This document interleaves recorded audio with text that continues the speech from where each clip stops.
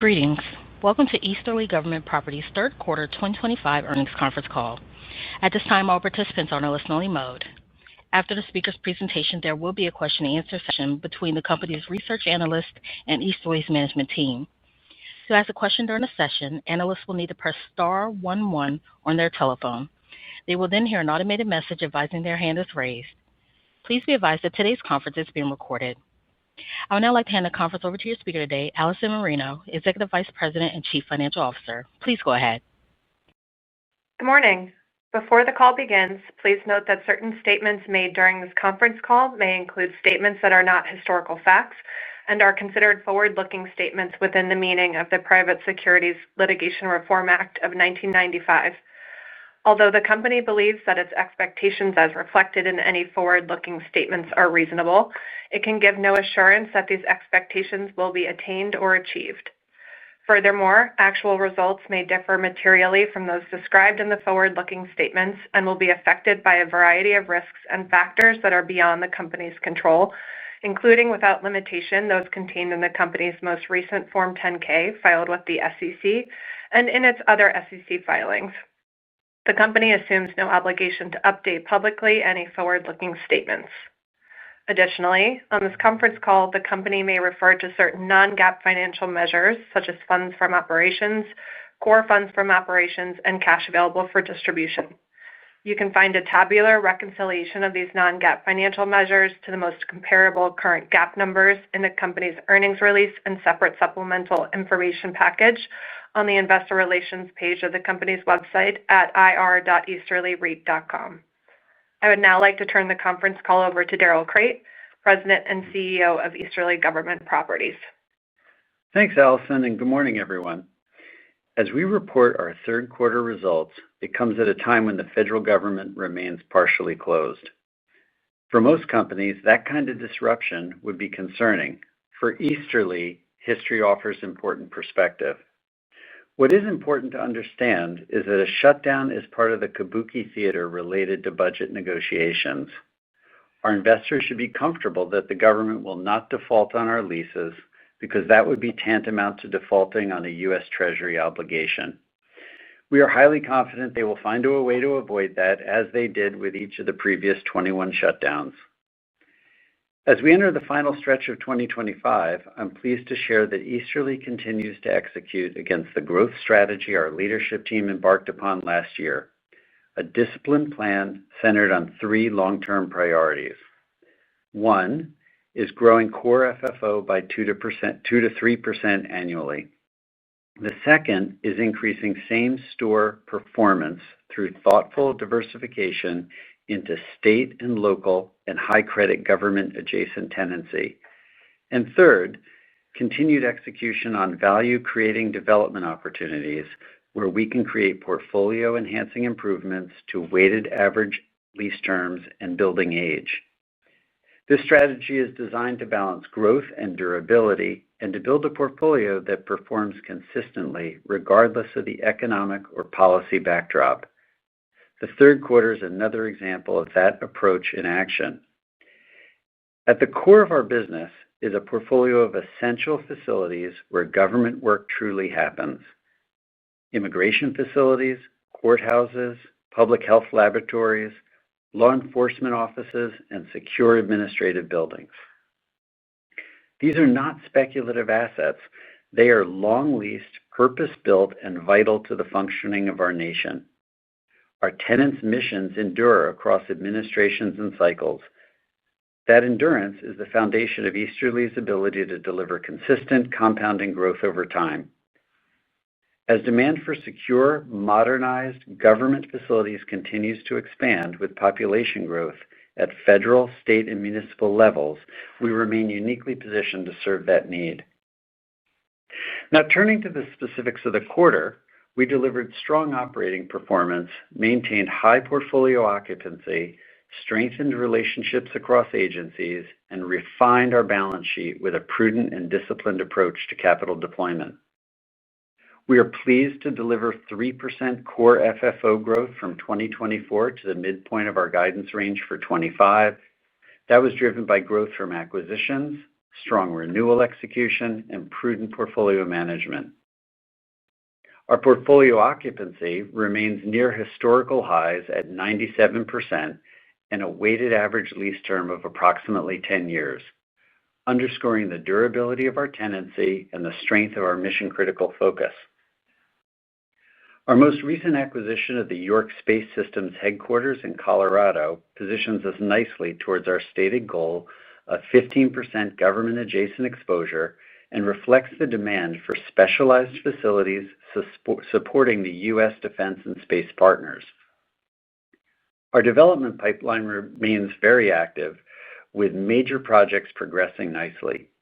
We continue to identify accretive opportunities that meet our standards for credit quality, mission alignment, and durable returns.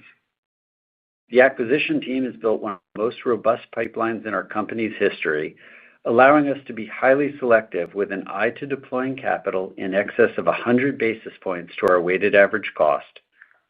The team's leadership in sourcing, underwriting, and executing accretive opportunities has been exceptional.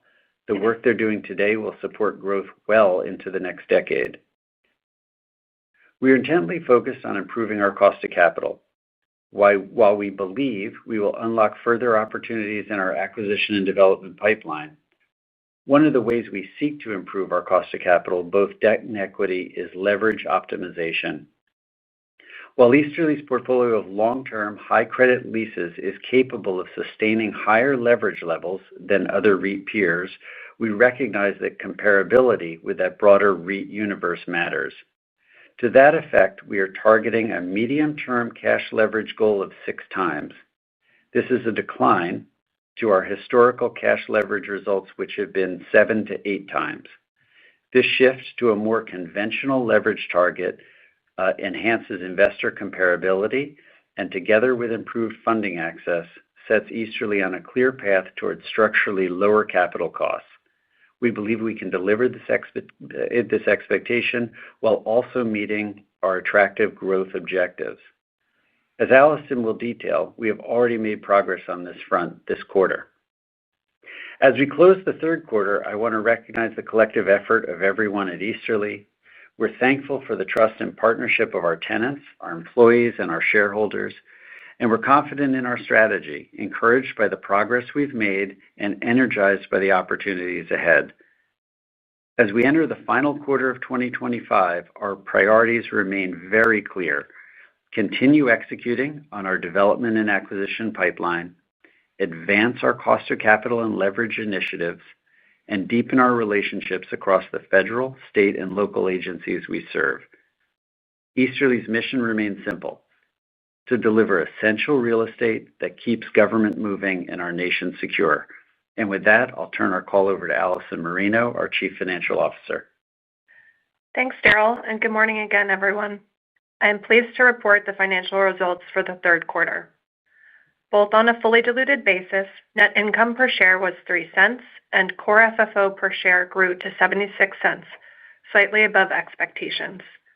Our cash available for distribution was $29.3 million, reflecting steady operational performance. During the quarter, we successfully extended the lease at USCIS Lincoln and executed a long-term renewal at VA Golden. We continue to make progress in the remainder of our 2025 and 2026 renewals, and more broadly, we continue to find the government to be an especially constructive partner, and the concerns relating to DOGE and our mission-critical portfolio overblown. Our development pipeline is making exciting progress. In August, we broke ground on the previously announced state crime lab in Fort Myers, Florida, and we are on track for a fourth quarter 2026 delivery. As a reminder, our growth into mission-critical state leases not only diversifies our portfolio, but also increases our weighted average lease term. While U.S. government leases are limited to 20 years, state governments can lease for as long as 40 years, attractively increasing our WALT to strong credit tenancy. Our largest development project in the company's history, FDA Atlanta, is nearing the finish line, and we expect the government to accept the premises and the lease to commence in December of this year. Notably, at FDA Atlanta, we received a third progress payment on the lump sum reimbursement during the quarter.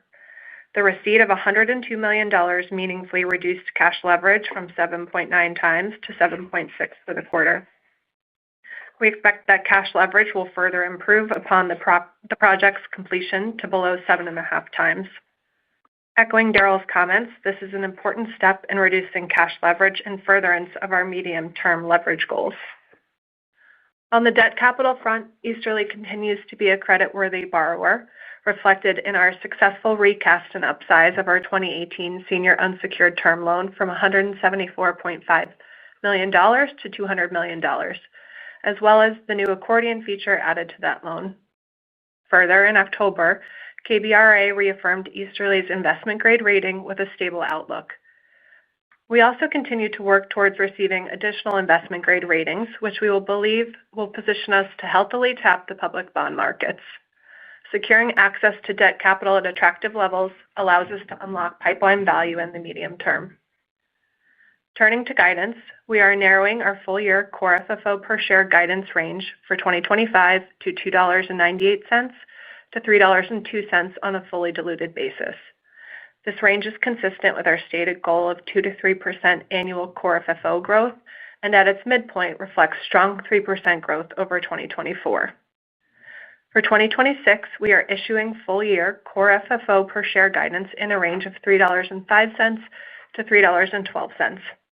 This guidance range implies a growth rate in our stated 2 to 3% range, supported by the delivery of FDA Atlanta, successes of 2025 renewal execution, sustained operational efficiencies, and continued expansion of the portfolio through acquisitions.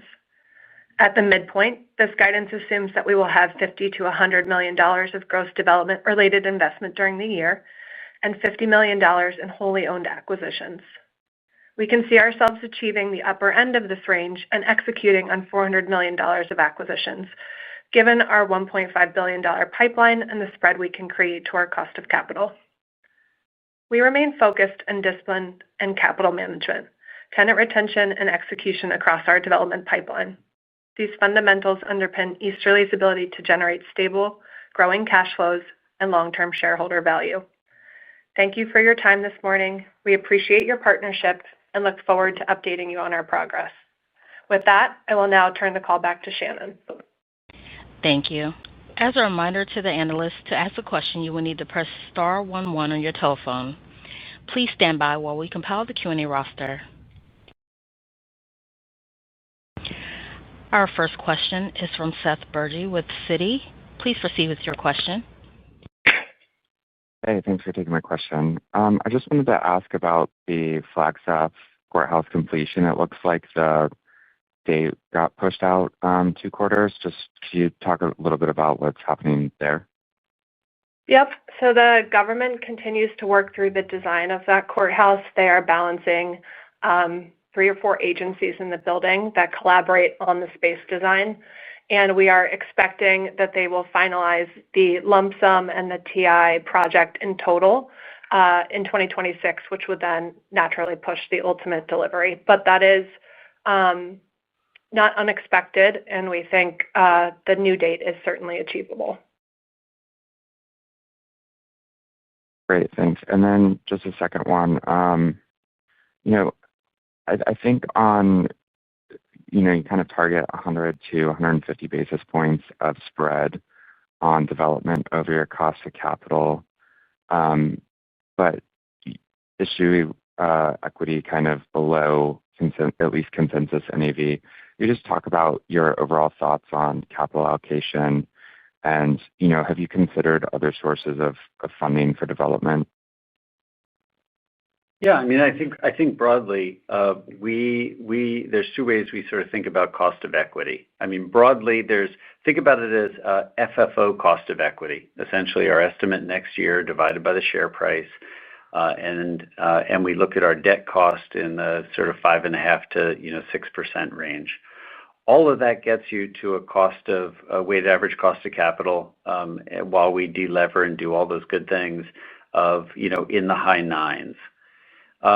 When we also just think about our cost of equity relative to peers and real estate risk, you look at or dividend plus growth, or there's a whole set of other ways to think about it. But those vector into a cost of equity that's somewhere between 8 and 8.5%. So we believe that we can be developing at 100 basis points, to the upper end to that FFO range. And we're able to do that just because we've learned how to do this very well, specifically with the agencies, that we're close to. But we also, it's not lost on us that we believe that's adding considerable real value, to the overall enterprise and the long-term value of the portfolio. That further said, we have some strong relationships with large sovereign wealth fund and some other partners. They value this long WALT in a significant way, and at values that are sort of well below all the NAV kinds of conversation.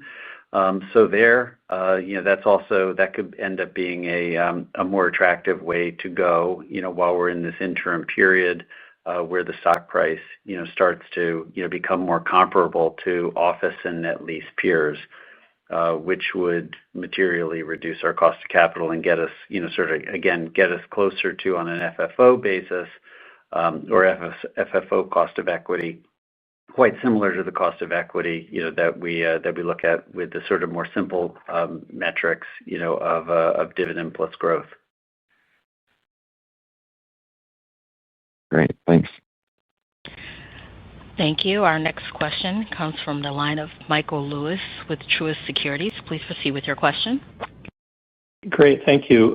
My first question, I wanted to ask about the $50 million acquisition guidance for 26. I think that's a little lower than you've typically done in the past. I'm guessing that's not a reflection of the opportunity set, the investment opportunity set. Is it more constrained by the cost of capital and what you were just talking about, or maybe give us some background on that? Yeah. Mike, no, that's great point. I mean, I think given our cost of capital and what we've heard is, hey, there's might be some challenges with your cost of capital. How are you ever going to get acquisitions done? We are hoping for some mean reversion as we continue to deliver consistently on this 2 to 3%. As I said, this last year we're delivering 3% growth. We're looking to next year, and again we're going to be squarely in that 2 to 3% range, possibly with some upside.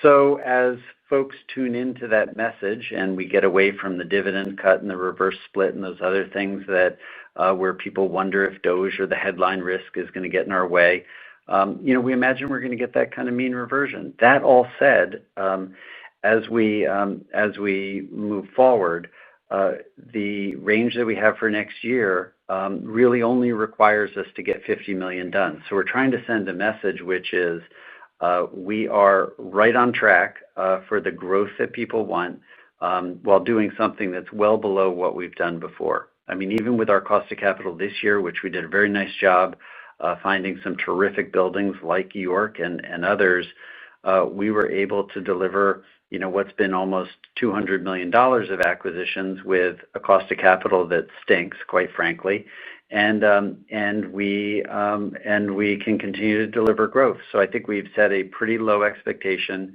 We don't want folks to think that we're not going to make the 2 to 3% growth because cost of capital could get in our way.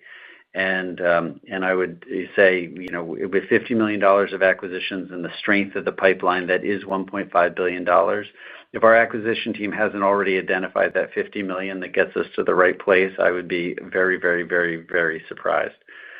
So it's meant to be a low bar. It's meant for people to accept the guidance that we're putting forward, and we're very excited to continue to deliver on that in 2026. Okay, great. And then it looks like you sold the property in the third quarter. Is it possible that dispositions could become, part of this getting down to your leverage target? And also related to the leverage target, what does that mean for development starts? Obviously development, you put money out now, it impacts your leverage. You don't get the cash flow until later. So, your thoughts on those two pieces, dispositions and also what that means for development? Sure. I think we probably need a little kick from interest rates in order for dispositions to lead to any leverage reduction. I think when we look forward to this sort of medium term 6x, again we step back and we looked at net lease peers. We look at office. Our job is to run a portfolio of mission critical assets, and we're doing that well. But it's also our job as we try to manage that portfolio in this public vehicle. That we should be delivering people what they want and looking what they're paying for other organizations. And so as we think about as we think about what we're executing, we find ourselves in a place where we would like to get our leverage in line with those peers. And in that case, our stock should be materially higher than it is right now. That said, we think we can continue to bring in acquisitions, move towards that lower leverage state, and I think that as we think about development and moving forward, we will try to work towards that lower leverage. We could use some external partners and JVs in order to make that more possible. But we really just need to be working with shareholders who are supportive of the company and be delivering on the metrics that they need to feel good about what we're doing and using our pipeline and all the work that we've done with agencies to deliver value for shareholders. Okay, and then one last one for me, just to put a bow on your comments about the government shutdown. Does that lead to delays, delays in leasing and just slow things down? And is there any threat to any agencies, you think, from this process? In the first part, it absolutely slows things down a bit. I mean, in that folks are working less. I don't see that's any diminution in value of the portfolio, and there will be a quick catch up. And I'd also say, post this sort of newer environment of working with the government, where they are thinking about efficiency, they are working more closely with us and other private partners in order to make things work. So while the government's shut, we're still doing our good work for the government and moving things along, and we're excited for them to come back online. I don't think this shutdown threatens any particular agency. Maybe some things get recrafted over time in the spirit of efficiency, but the big dials, as you know, are making sure entitlement programs are getting organized. Healthcare, you're going to see a lot of movement on that as we get into this next year. None of which has really very much to do with us. And as we focus on mission critical, that means law enforcement. That is drugs. That is all the things that keep Americans safe. So we find our agencies today more than ever to be enthusiastic about what they're doing moving forward.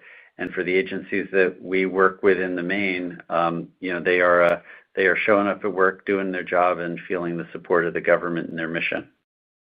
Great, thank you. Thank you. Our next question is from Michael Carroll of RBC Capital Markets. Please proceed with your question. Yep, thanks. Daryl, can you provide some bigger picture trends, I guess, how to achieve this 6x cash flow leverage? I know you kind of mentioned a little bit throughout this call, but is that going to be through a more like joint venture sales to kind of achieve that, or can you kind of describe what are some of the levers you can pull to get to that number? Sure. I think working with joint venture partners is probably the least important, but it's absolutely an avenue that we can pursue. I think first and foremost, these development projects that we're putting in place are very attractive. As we see, the FDA Atlanta is going to be coming online at the end of the year, and that's certainly going to start adding to our EBITDA, and we're going to get another lump sum payment. So that's going to take us down, closer, between 7 and 7.5x.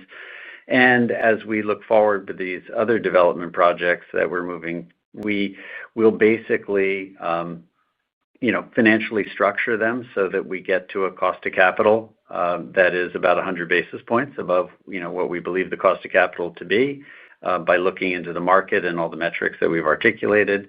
and then we will lever them less when we have return that's in excess, of that amount. And we believe, and we do have a very robust pipeline, and our team continues to do a terrific job moving those things forward. And I think that as we find it, if we set our goal at 100 basis points above cost of capital for our projects, we're going to find ourselves nicely delevering over the next 24 to 36 months. Okay. Is that the time frame of the medium-term goal of 2 to 3 years? Yeah, I think so. Yeah. And again, I don't view the 6 as our number one priority is to grow 2 to 3% a year consistently and be known as a grower. That's in that space. That said, our target is going to be 6 times. We're not going to take a direct line there, but we want investors to understand that that's what we're marching towards. It's a very important priority for us. And I know when we sit here in 3 to 4 years, we're going to be a lot closer to 6 than we are today. And I think that that's going to be comparable to you're going to look at net lease peers and you're going to look at office peers, and we're going to compare very favorably, especially when you think about the strength of our tenancy credit and the WALT that's in the portfolio. And we certainly get that feedback from large possible joint venture partners today, and we are hopeful that the public markets, especially as large REIT funds and others, as money sort of comes back to real estate rather than being in outflows, we're a terrific anchor for folks' portfolios with our sort of new mission of making sure the company is growing at those levels. And is that trend kind of reflected in your 2026 guidance, kind of over-equitizing some acquisitions and development expenditures? Yep. I mean, my expectation would be that leverage will be lower at the end of 26 than it is at the beginning. I think we should have a 6 handle with then something on the end of it. And we're going to continue to report on our leverage in this way. As I said, it's not going to be a straight line, but we're going to absolutely be driving towards growing the business, hitting that kind of 3% target, which is at the upper end of the range, and making sure we're getting the leverage down so that folks don't consider it a concern for the company. I mean, we've always been of the mindset, and especially in the private markets, that these assets, given the term of the lease and given the strength of the tenancy, that they can handle a lot more leverage. But it's also just clear to us in the public markets when when the leadership team got together 24 months ago and we laid out a strategy, it became clear to us that growing 3% a year is a very good target. If we're delivering 2, we are right in the zip code of where we need to be. We think that growing same-store sales and getting that to be better, over the sort of the medium term is also important. So that's why we moved into a place where we have, great skill, which is, state, local, and government adjacency. All those mission-critical facilities are just like the facilities that we manage today, and we know how to do that very well. But the great news is once we finally get 30% of our portfolio to have those types of leases with bumps, we start the year with 60 basis points of growth, as opposed to 0, in a flat lease environment waiting for renewals. So, I think with lease renewals plus same-store sales, we sort of get ourselves 100 basis points of growth, as we look forward over the next 10 years. And then if we're rewarded and supported by shareholders, adding another, 2 to 3% of growth on top of that eventually, with leverage levels that are attractive, seems to be the model in this space that investors are willing to reward. And we think we can get there and achieve it.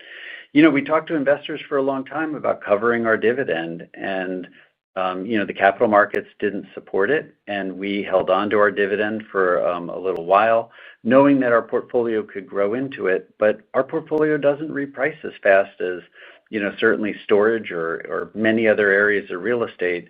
And we looked at ourselves and said, we're going to gut it out for a couple of years here, and we're going to cover our dividend, and that's all going to be good. But that's not what the capital markets want. So it's important for us to do what we do well, which is supporting these mission-critical agencies, but likewise making sure that the metrics, when somebody comes to learn about Easterly Government Properties and what we're doing, that they don't have any allergy to the stats that they're starting with. And I think the more that they take the time to then do the work and understand the portfolio of the business and what we're trying to do and our years of expertise doing this, that they'll be pretty pleased for it to be part of their portfolio over the longer term. Okay, great. I appreciate it, Daryl. Yeah, no, I appreciate the question. Thank you. Our next question is from Merrill Ross with Compass Point Research and Trading. Please proceed with your question. Good morning. I wanted to ask a few questions about York, and then I had a separate question about mix. Remind us what the total investment was for York, what the cap rate is going in, and maybe a little bit about York's history of government contracts and renewals, just to get a sense of the ongoing nature of their contracts with the federal government, and how this property is essential to their mission, as you often described your federal portfolio being. Sure. So the acquisition price on that asset was $29 million, and the cap rate was in the low 11s. That definitely reflects the fundamentals of the overall Denver market and a motivated seller. So that's what I would share in terms of cap rate compared to some of our others. In terms of the building itself, so this functions as their company headquarters. It's kind of a fascinating building. They have a clean room in the first floor where they construct satellites and other items for their government contracts. So it's unique, right? When you think about the work that goes into fulfilling a government contract, this is very practical, but also very strategic for them. Their partnership with the U.S. government goes back years. They are a very trusted partner in terms of their overall contract base. The work that they do in the aeronautics and defense industry is very integral to their overall business success, and I think they have been quite successful over the years. And Merrill, we spent a bunch of time with management and other folks. The talent base that supports their business in and around the Colorado area is profound, deep, and enduring. So the ability for them to move is difficult. They love the building, and I think we're excited about the lease that we have in place, and I think we're even more excited for renewal when that time comes far in the future. I would just observe that in your supplement, you say that 88% of your lease income is from the federal government, and the rest is 12%. And I'm just curious how, in trying to meet your 3% goal and your leverage goal, what you see that mix moving toward, maybe in a longer term than the next 6 months, but where are you going with that? Sure. So we have a goal of 70% GSA or federal exposure, 15% state and local, and another 15% in that adjacent space. So we're definitely on the lookout for sourcing opportunities where we can continue to grow the state and local and adjacent exposure in the portfolio while still being able to acquire high credit, mission critical U.S. government properties as well. So I think this year was very demonstrative of how we're going to achieve that. So you saw us acquire DC Plaza and an adjacent building with the Shork Space Systems, but we've also acquired DHS Burlington, which is a government asset as well. So it's a good example of how we'll continue to do all of it. But the state and local and adjacent space is certainly an area where we can create more growth because of these escalators that Daryl's talking about. Right. Thank you. Do you see, as a result of Dodge, the GSA considering other forms of leases other than their standard contract? I think the GSA is willing to entertain discussions around a more modern lease structure. Escalators is a very good example of that. So in our most recent short-term renewal at USFS in Albuquerque, we were successful in embedding lease escalators into that renewal.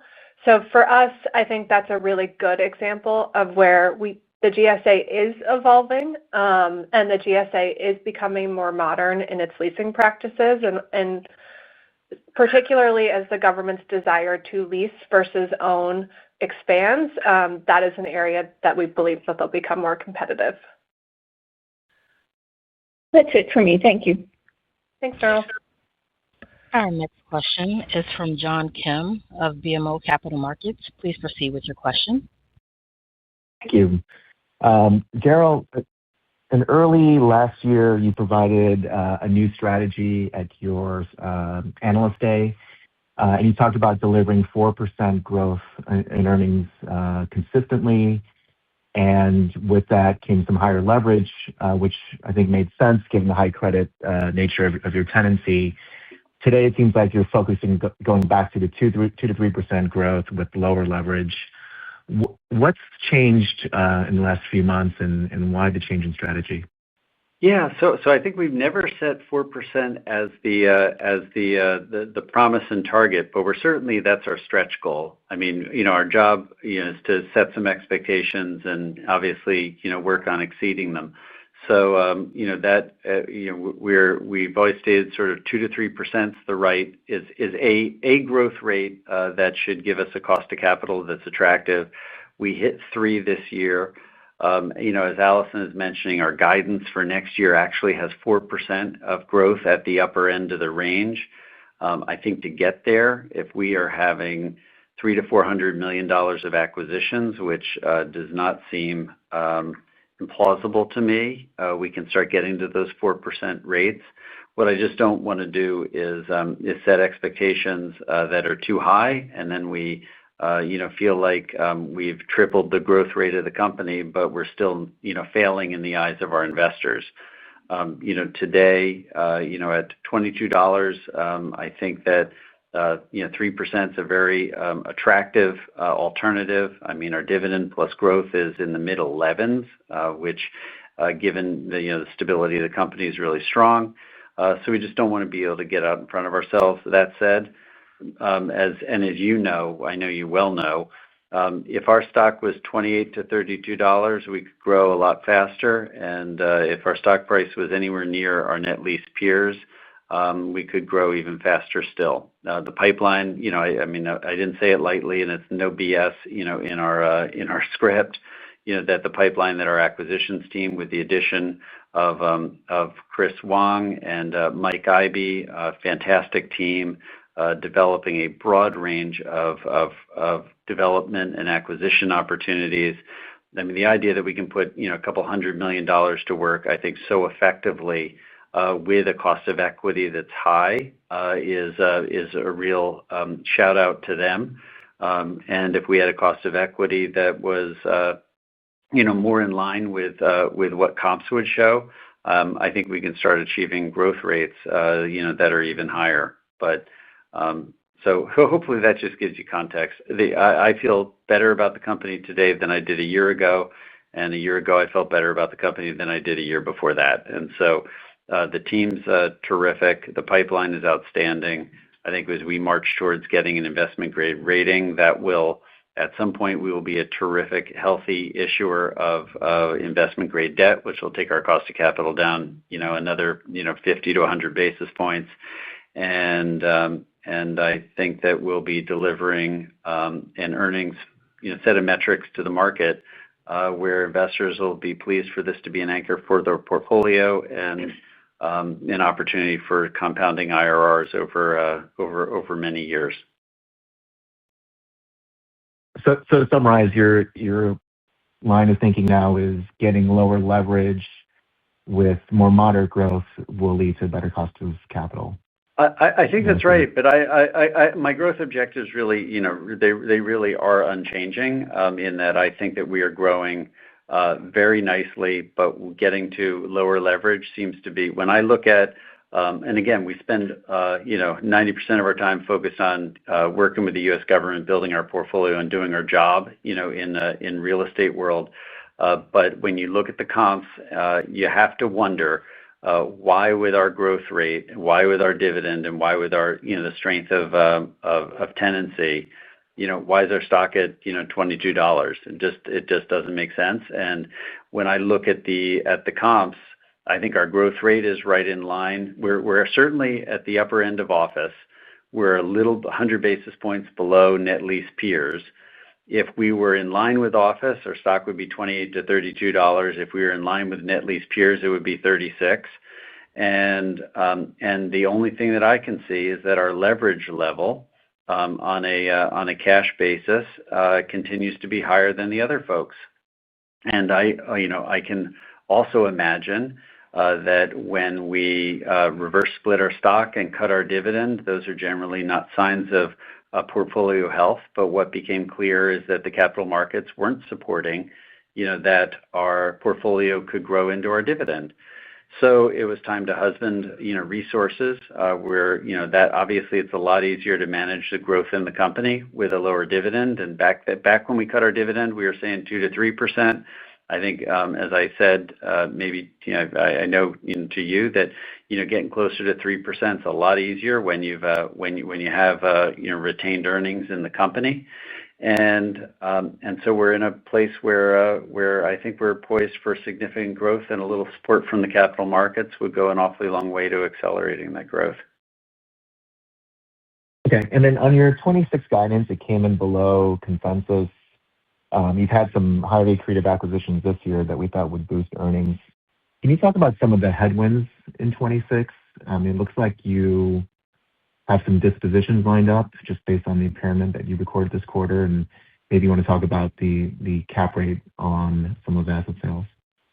Yeah. So, we don't have any dispositions, but I'll let Allison, why don't you just talk a little bit about the model. And again, I think, in our mind's eye,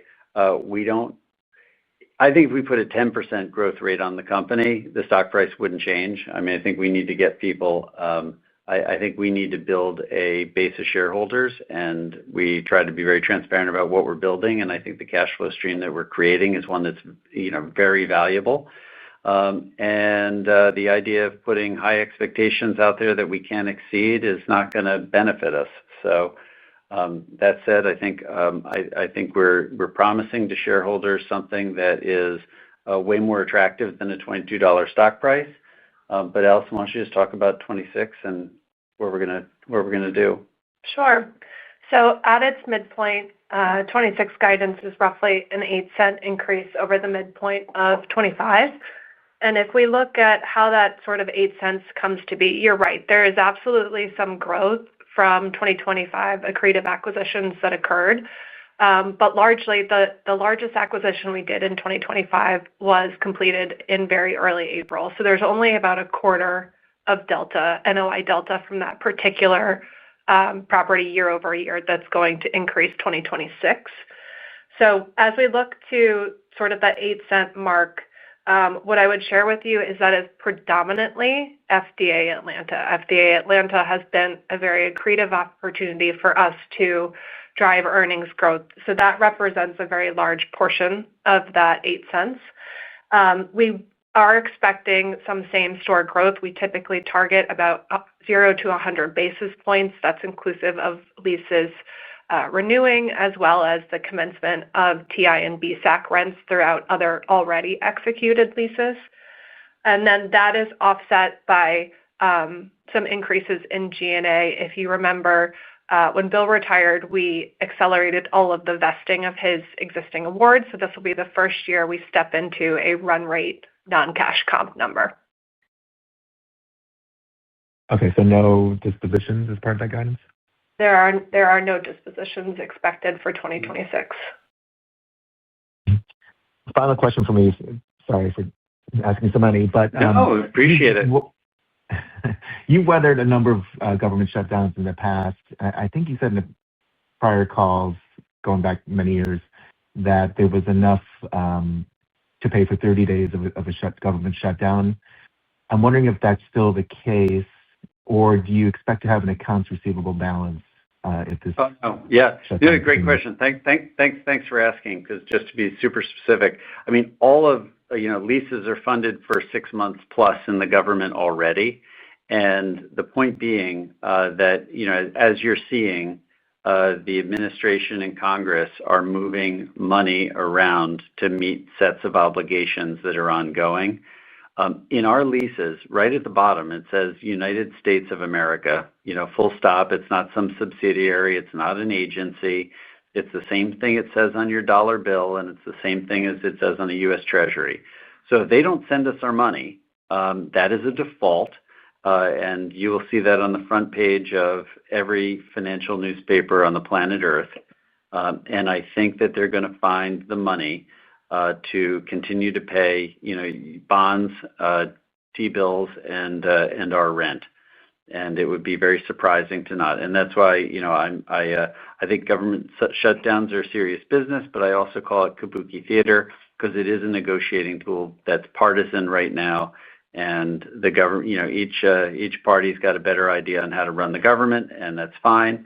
But they are going to pay their bills, and the country is not going to stop moving. So we're very sanguine about the shutdown, and as we've also seen, we can't wait for the headline risk related to that to go away, so that we can again talk about one less thing related to our strong portfolio, and get on our growth path and deliver some fabulous returns to shareholders over the next 5 to 10 years. That's great color. Thank you. Yeah. Anything else? I mean, seriously, we love to hear the criticisms, because I think that we, or questions, because we want to make sure that, and I really appreciate you asking all the questions, John, because we want to be very specific with investors about what are any perceived challenges in the model, because we are very proud of the portfolio, and we're proud of the growth that we're delivering.